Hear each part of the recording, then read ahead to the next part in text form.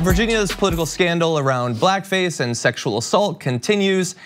I don't know eventually what's gonna end up happening there. Will their entire top leadership be cleared out? It is entirely possible at this point. But the governor, Ralph Northam, he appears to have no intention of stepping down despite continued missteps around dealing with this situation. Right. So here is a section of a recent interview he did where he made some questionable choices. I know this has been a very difficult week for you in the state of Virginia, so where would you like to begin? Well, it has been a difficult week, and you know, if you look at Virginia's history, we're now at the 400-year anniversary.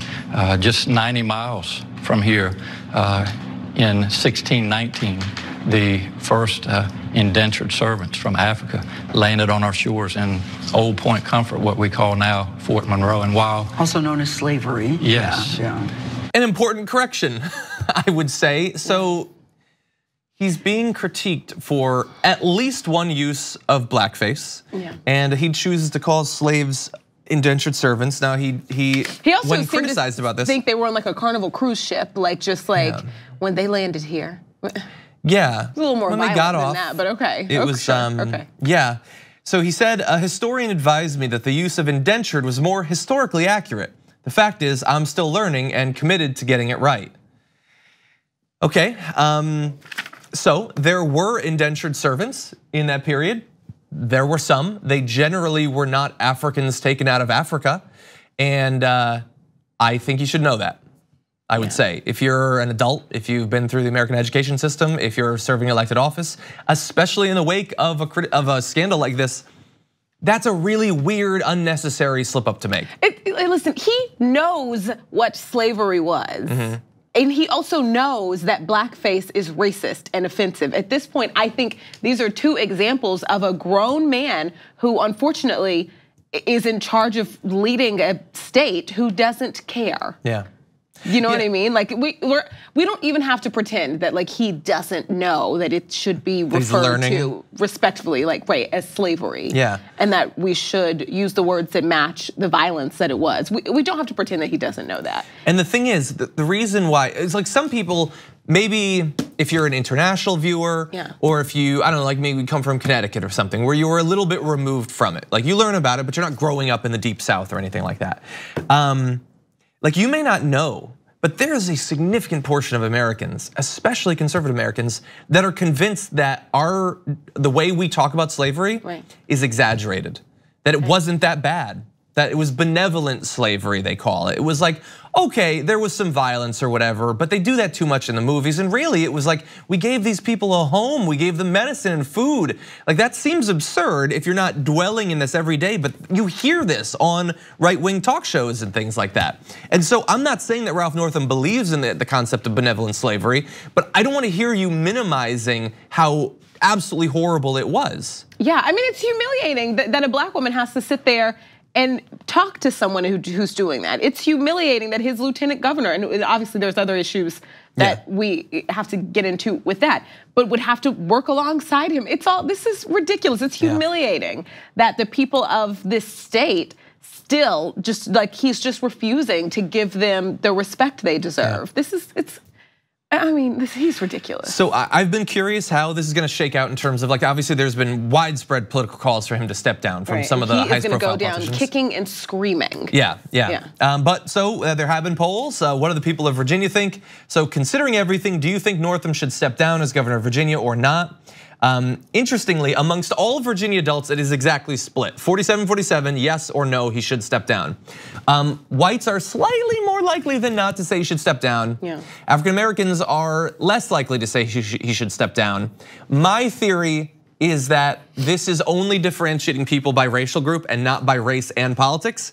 And so I imagine there are a lot of white Republicans who are saying he should step down, not because they don't like blackface, but because they don't like a Democratic governor in Virginia. Whereas you're probably seeing less of that effect in Virginians that are African American, perhaps. I also think sometimes like people, this is not the worst experience of blatant racism that people in Virginia have had to deal with on a daily basis in 2019. And so I think sometimes people are just numb. They're habituated to, to like it. This. Yeah, Mm-hmm. yeah, maybe.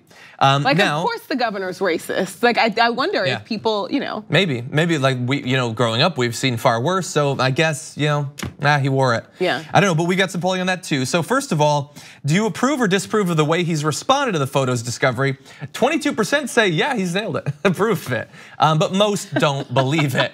And there was a similar question, like when he first came out and said, he hadn't done blackface, and then he immediately reversed it the next day. Do you buy that switch over in his explanation? And the same, like 20% were like, yeah, totally honest. I buy that. Now, here's the more troubling perhaps. So overall, I believe this is all Americans. Let's bring up this chart and you're gonna see, is it acceptable for a white person to use makeup to darken their skin as part of a Halloween costume? Always acceptable. Amongst all adults, 15%, 18% of white adults say it is always acceptable. An additional 21% of white adults say it's sometimes acceptable. I would even count the 16% who say rarely acceptable, still think it's acceptable. So that's 18 plus 21, that's 39, 49, 55% of white adults say, it's not forbidden.